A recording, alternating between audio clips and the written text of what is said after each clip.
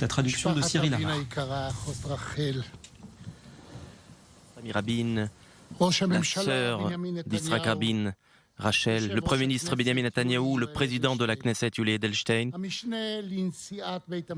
le vice-président de la Cour suprême, le juge Hanan Meltzer, l'ancien chef d'état-major, chef de file du Parti bleu-blanc, le député Benny Gantz, président de l'agent juive Yitzhak Bougie Herzog, le chef d'état-major de Tsahal, le général Aviv Kochavi, le chef du service de contre-espionnage Nadav Argaman, les anciens premiers ministres, les anciens ministres de la Défense, chers ministres, chers députés, le maire de Jérusalem, Moshe Leon, le chargé d'affaires de la police israélienne, Moti Cohen,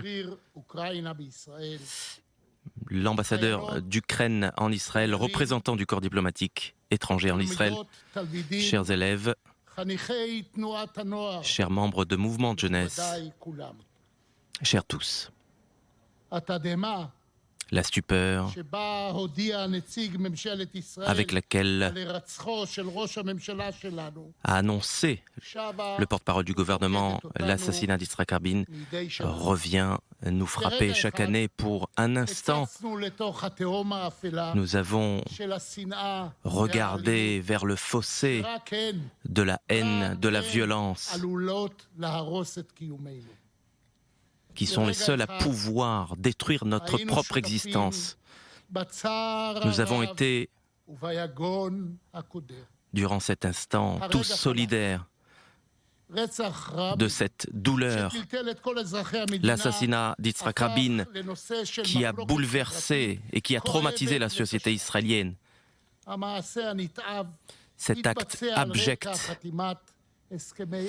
s'est déroulé dans le cadre de la signature des accords d'Oslo. Et dans notre mémoire, cet événement, celui de l'assassinat d'Yitzhak Rabin, un événement terrible,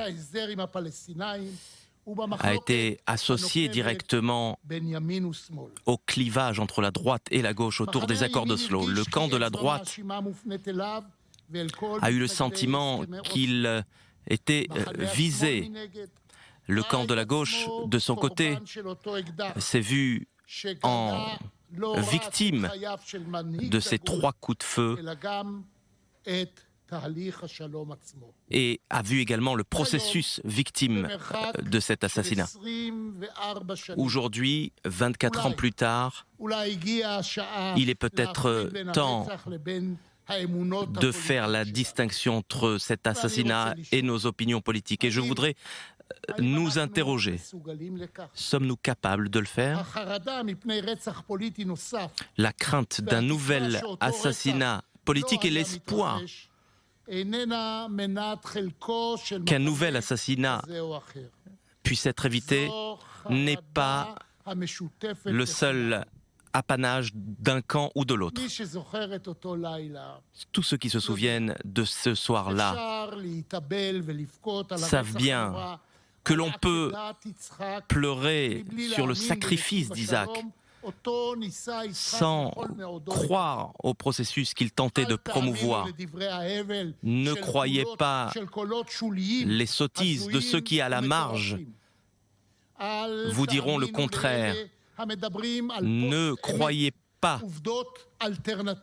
à ceux qui vous présenteraient des faits alternatifs, des fake news. La post-vérité signifie le mensonge. Ne vous laissez pas séduire par ces voix-là. Ce ne sont pas ces voix-là qui nous représentent. Ne collaborez pas avec les pyromanes. Il est impératif de nous écarter de ce type de discours. N'utilisons pas ce traumatisme, cette douleur pour servir nos idéologies et tenser le camp adverse. Yitzhak Rabin croyait au plus profond de lui au processus de paix jusqu'à son dernier souffle.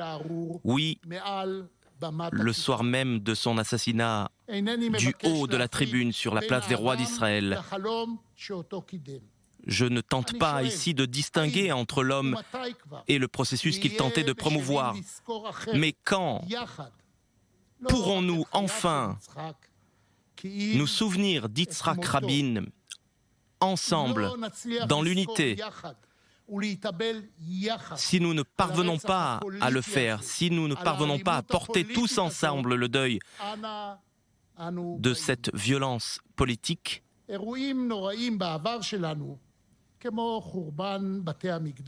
nos événements malheureux au cours de l'histoire du peuple juif, comme la destruction des temples,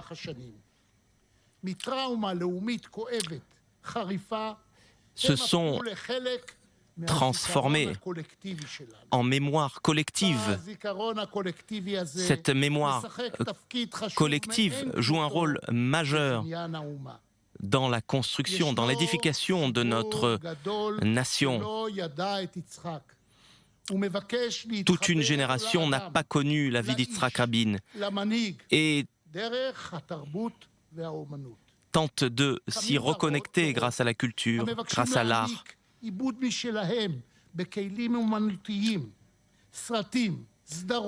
Au moyen de films, de séries, d'œuvres en tout genre, pour celui qui a été l'un des leaders les plus marquants de l'histoire moderne d'Israël.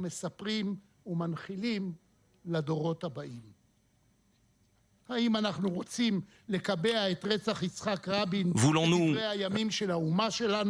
figer l'histoire d'Yitzhak Rabin et l'histoire de son assassinat comme un événement dont on se souviendra comme étant le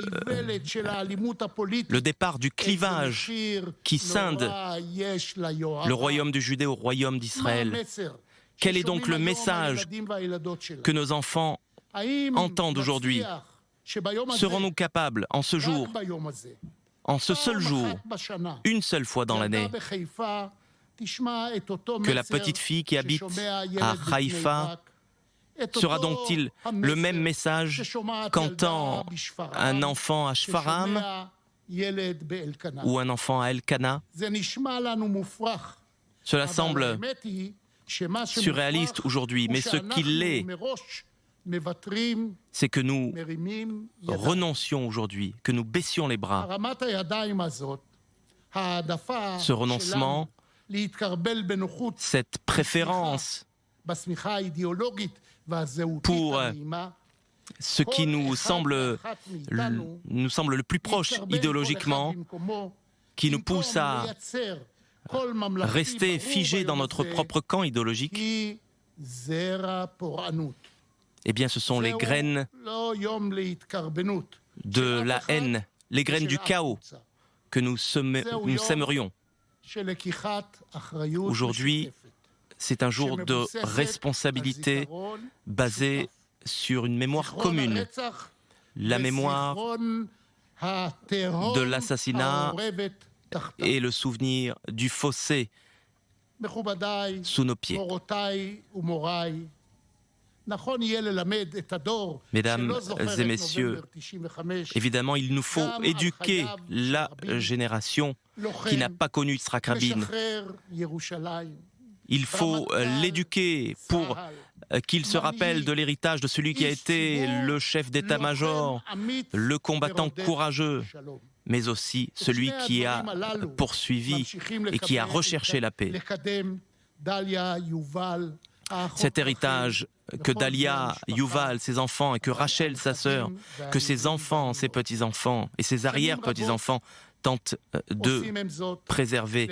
Ils le font pour transmettre l'héritage d'Yitzhak Rabin et pour consolider la démocratie israélienne. Chaque année, nous lisons ce jour-ci et nous mettons en garde contre la haine gratuite, contre l'incitation à la haine, oui, contre la violence qui détruit les fondements de notre démocratie. Nous seuls pouvons décider et mettre en œuvre les enseignements de cet assassinat.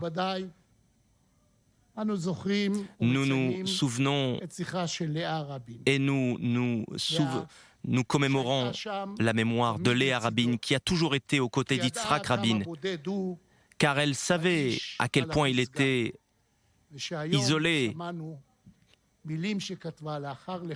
Et nous avons entendu, grâce aux quelques mots qu'elle avait écrits après sa mort, à quel point elle était proche de lui. La douleur qu'elle a pu ressentir lorsqu'elle a perdu son mari, un homme qui avait consacré toute sa vie à la sécurité d'Israël, que ce soit au travers de la guerre ou au travers de la paix, et que leur âme repose en paix.